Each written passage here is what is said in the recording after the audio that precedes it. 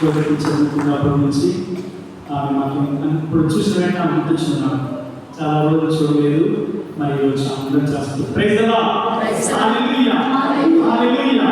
మరి దేవుడు మానవ జీవితంలో మానవునికి ప్రేమ అవసరం, జాలి అవసరం, కరుణ అవసరం కనుక దేవుడు తన ఏకైక కుమారుని లోకానికి ప్రసాదించాడు. ఎందుకంటే మానవుడు తనను తాను తెలుసుకోవాలి, మానవుడు తను ఎక్కడున్నాడో తెలుసుకోవాలి.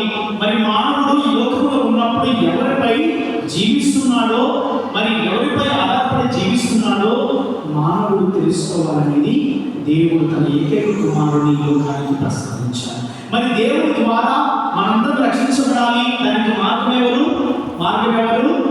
యేసు ప్రభు. యోహాను సువార్త 14వ అధ్యాయం 6వ వచనంలో సహోదరులారా, యేసు ప్రభు అంటున్నాడు, నేనే మార్గం, నేనే సత్యం, నేనే జీవం, నా మూలము తప్ప తండ్రి యొద్దకు ఎవరు కూడా రాలేరు. Praise the lord. Praise the lord.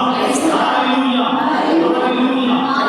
మానవుడు రక్షించబడాలి, మరి మానవుడు పాపం నుండి లేవనెత్తబడాలి, మరి మానవుడు అనేక రకాల వ్యాధుల నుండి స్వస్థపరచబడాలి, మరి మానవుడు అనేక రకాల రుగ్మతల నుండి విడుదలను పొందుకోవాలంటే మరి యేసు ప్రభువే మార్గం.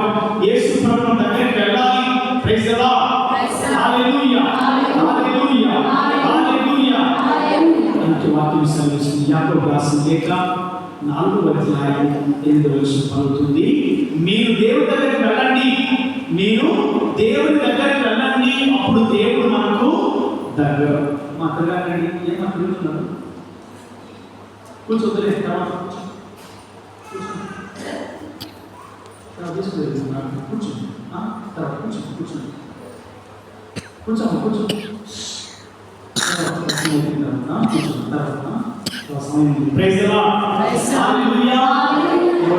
దయచేసి కూర్చోండి. మా మీ పిల్లలు పట్టుకోండి, తిరగకుండా మా కూర్చోండి, అందరూ కూర్చోండి. Praise the lord.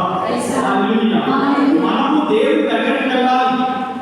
మనము దేవుడి దగ్గరికి వెళ్తే దేవుడు మనకు అప్పుడు దగ్గర అవుతాడు. ఈ యొక్క వాక్యాలకు వస్తలేక 4:8 వచనం, మీరు దేవుడికి దగ్గర అవ్వండి, అప్పుడు మీకు దేవుడు దగ్గర అవుతాడని మరి వాక్యంలో శ్రవిస్తున్న దేవుడు అంటున్నాడు.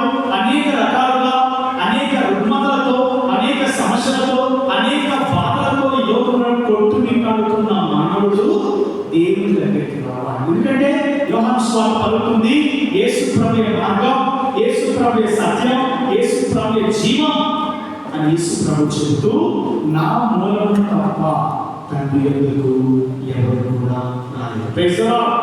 హల్లెలూయా, హల్లెలూయా. ఈ రోజు నిన్న మొదటి పట్టణంలో నేను దేవుడు ఎవరండి? దేవుడు దేవుడు దేవుడు ప్రేమ స్వరూపి. మొదటి యోహాను 4వ అధ్యాయం చదివాం ఈ రోజు 2వ వచనం నుండి.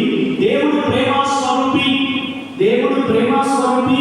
మరి దేవుని ఎరుగని వాడు, దేవుని ఎరుగని వాడు మరి సాటి సహోదరి సహోదరులు ఎవరు కూడా ప్రేమించరు. మరి దేవుని ప్రేమించకపోతే ఒక దేవుని ప్రేమ లేనట్టు.